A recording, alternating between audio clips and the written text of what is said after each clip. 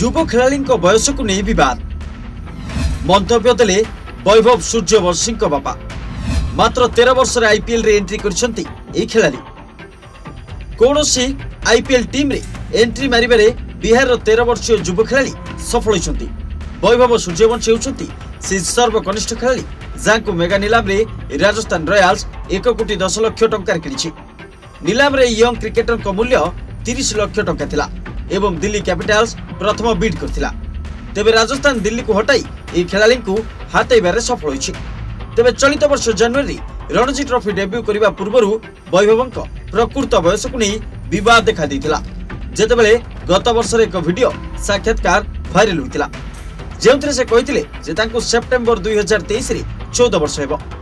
वैभव सूर्यवंशी को तांकर प्रकृत बयस को नहीं प्रश्न करा जायतिला। एहा ऊपर से कहिथिले मु 27 सेप्टेम्बर 2023 रे 14 वर्ष पूर्ण करिबि।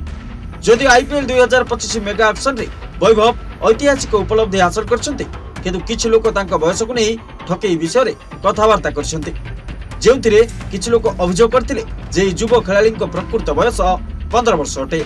एही अभियोग संपर्क रे युव खेलाड़ी पिता संजीव सूर्यवंशी कहछन्ती जेतेबेले तांको 8.5 वर्ष होइतिला से प्रथम थर पई बीसीसीआई वन टेस्ट पई आवेदन करथिले।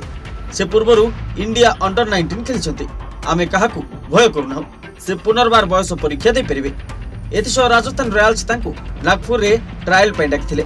विक्रम राठौर सार तांको एक मैच रे मौका दैथिले जेउथिरे तांको गोटी ओभर रे 17 रन स्कोर आवश्यक थिला।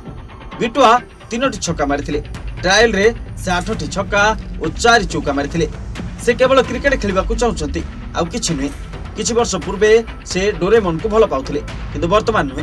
वर्तमान से केवल आमर बिटुआ नथि से समग्र बिहार रो बिटुआ। मो पुओ बहुत परिश्रम करछि।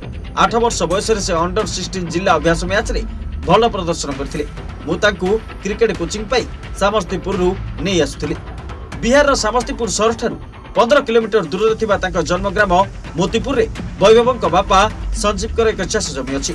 क्रिकेट तांको पई एक बड़ विनियोग बोली प्रमाणित करी वैभवंक पिता कहछन्ती केवल निवेश नुहे यह एक बड़ विनियोग।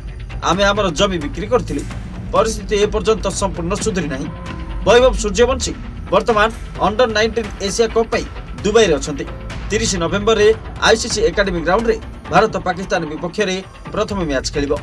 Report Rising India.